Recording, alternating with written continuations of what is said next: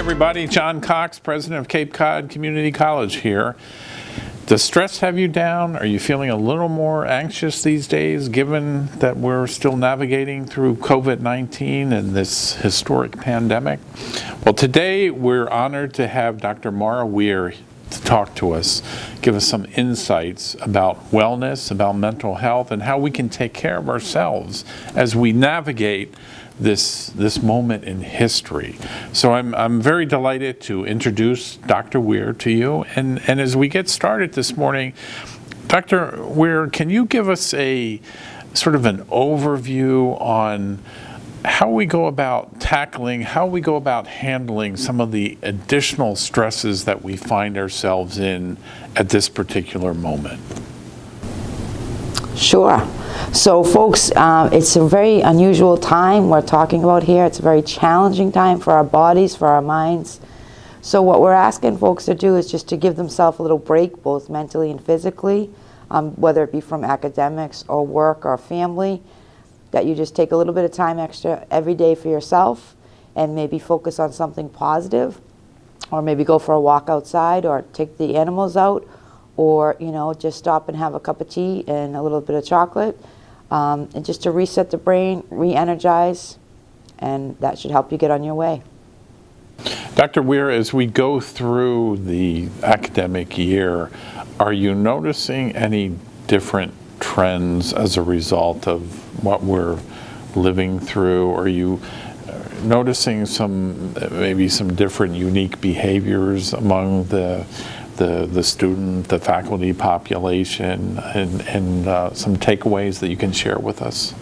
Sure. I think there's a little bit more anxiety with students. There's definitely a lot more stress. I do see a lot of depression sneaking in, and maybe also people who are in recovery, a little bit of extra relapses going on. So that's the part where we talk about self-care, to make sure you find some balance in your life. For faculty and staff, I'm also finding maybe the feeling of being overwhelmed. And even if you are the expert in your field, it's hard to navigate it through the virtual world. And so I think a bit of frustration is coming also from that. So, our main thing is to let people not feel isolated, try not to withdraw, reach out to peers, talk to someone. If you work at the college, you can reach out to your peers through phone or Zoom. And if you're a student, you can go onto our great campus app called Talk Campus, and it's anonymous, it's free, it's 24 hours, 7 days a week, and you can talk about mental health, anxiety, stress from academics. Just nice to talk to someone else who maybe doesn't know you and keep your anonymity. All you have to do is download the app on your phone, and you can use it whenever you want. Dr. Weir, as you talk about self-care, and maybe there are many folks out there that have never thought about reaching out to talk to a professional, to seek counseling. Can you sort of lead us through the process, how, if you're hesitant to take that initiative, how you can overcome some of those hurdles, how you can really take that first step to seeking the help that you may actually need? Okay. Well, the first thing is congratulations if you got to that point where you think you might want to reach out to someone. For mental health stuff, folks, acknowledging that there might be going something on is part of the solution.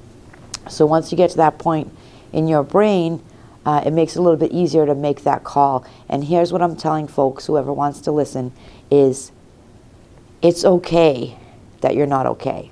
Because this is a very unusual time. It's very challenging. And this is not normal circumstances. So if this one time in your life you feel like you've reached your point where you need to talk to someone else, that's okay. Reach out, make the call. It might take a couple of weeks for someone to get back to you, but they will eventually call you back. And if you need help with that, you can reach out to the wellness office, and we will see you through until you get connected with a live person. And I think it's great that people are reaching out for help, And therapists and counselors can do good work if you're willing to do the work with them. So reach out to learn about yourself, reach out to talk, and most importantly, reach out to check on other people. Dr. Weir, as we find ourselves in the beginning of a new year, is there any advice you can give us on setting goals, setting the aspirations that we'll use to drive our interest forward? So I think when we talk about self-care, a lot of people don't do it. A lot of people don't think they're worthy of it, or they can't find the value in it. So I think if you were going to make some sort of New Year's pledge to yourself, I would say put self-care and your mental health as a priority, folks, because if you don't, it will catch up with you at some point. And so my little theme that I'm working on is called the Big 24. And what it is I'm asking all students and faculty to take 24 minutes a day for themselves, to focus on self-care. Do a little bit of mindfulness, do a bit of breathing, listen to your favorite song, get out for that walk. And the significance of 24, folks, is 1 minute from every hour of the day.